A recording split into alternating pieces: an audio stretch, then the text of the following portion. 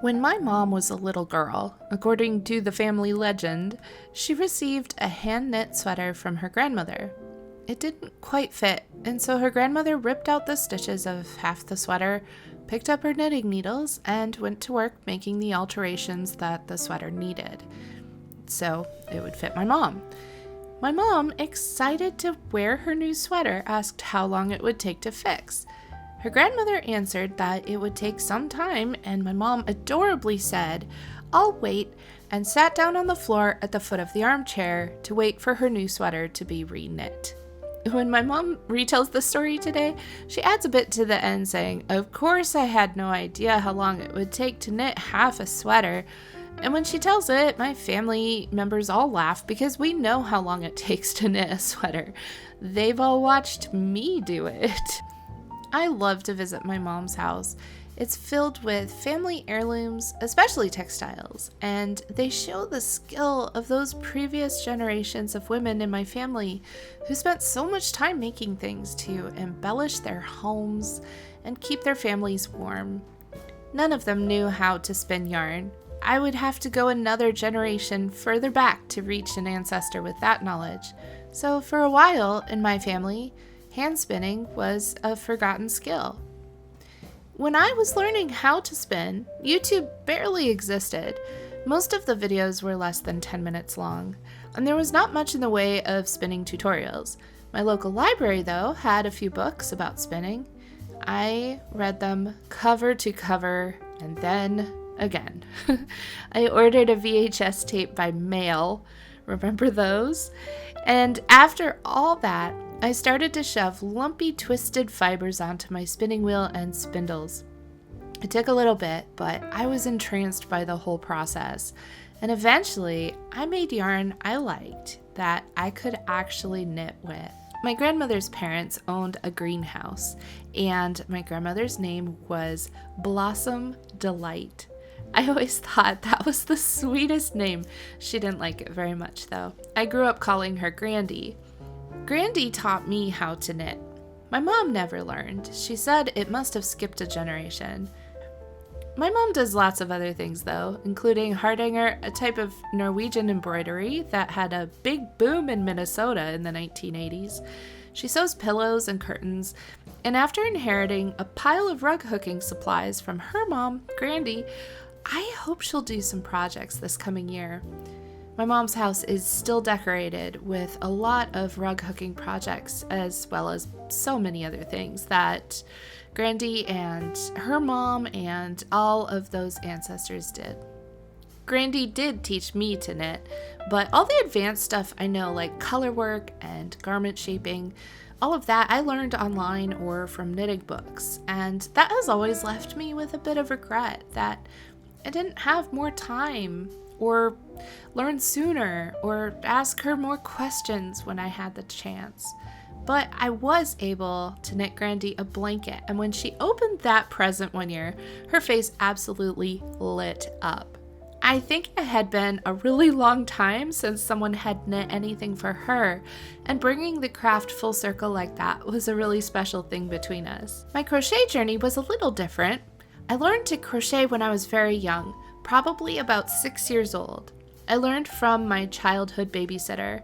Her name was Alva, and she made macaroni and cheese with lima beans, watched The Price is Right every single day, and had the most beautiful and intricate lace doilies on her end tables. I remember looking at them fascinated. I remember tracing the chains of crochet stitches with my fingers around and around the medallion shapes.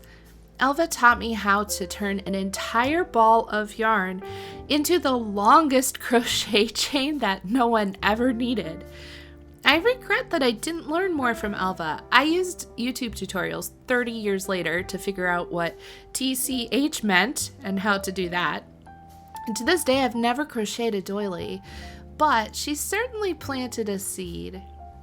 Often, people will tell me that they weren't interested in sewing or knitting or whatever they're into now until they were older, and how much they regret not learning when they were younger from someone in their family or community who they remember doing those crafts that they now love. I can hear how much regret they have at not having the chance to learn from their loved one, and that always makes me feel so sad to hear. I think we often focus so much on the specific technical skills of our crafts that we forget how much more there is to being a yarn crafter. I have a bachelor's degree in education. I remember my university experience as a fascinating metacognitive exercise in switching sides of the desk. I was a student learning to be a teacher from teachers who would pretend to be students, so I, as a student, could practice being a teacher while we all talked about learning. It was so meta. I also loved learning about how people learn. It's fascinating stuff that often crossed into areas of childhood development and psychology. One of the experiments that we learned about took place in 1961 when a psychologist named Albert Bandura did an experiment known as the Bobo doll experiment. He took what I think was a really creepy looking clown doll and had children watch an adult punch and yell at the doll. And then guess what? When given the opportunity, lots of the children also punched and yelled at the doll. This experiment demonstrated Bandura's idea of observational learning. Basically, people learn things from watching other people do things. It's a type of social learning, and it feels like a pretty obvious thing that definitely happens. That experiment has some valid criticism. It's usually cited when talking about aggression and how we learn violence. But the other side of it was that when children saw adults act kindly toward the doll, the children would also act kindly toward the doll. When I was a child, I was exposed to women in my family and community who demonstrated the creation, care, and the value of their textiles. Maybe you were too.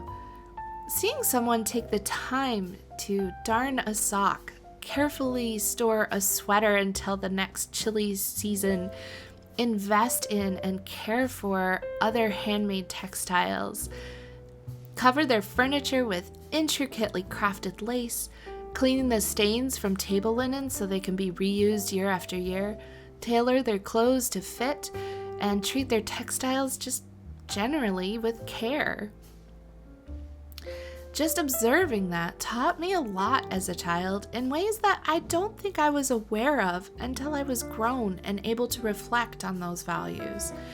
It makes me feel less regret that I didn't learn a specific stitch or complex technique from my loved ones when I had a chance, because I was learning something deeper than those skills. Being a yarn crafter or a spinner is more than memorizing stitches and then wiggling sticks and needles with our hands to make useful stuff. It's about how we live with and value the things we create, and how we in turn model that to the people around us. I oftentimes feel overwhelmed by the pull of social media and consumer culture to buy more clothes, and now you need newer fashionable clothes, and now you need this season's colors on your table and this trendy pillow to have, and then dump it all off at the thrift store because next season we will consume it all again and again and again with more and more and more. It's exhausting and unsustainable, but I don't have to participate if I don't want to, and what's more, I have the opportunity to demonstrate a different way. I hold the threads that connect me to all the fiber friends who came before me, and now I can pass those threads around to this community, and you can share some of your threads as well, and all together we can make a big, beautiful tapestry. Happy spinning and happy holiday, fiber friends.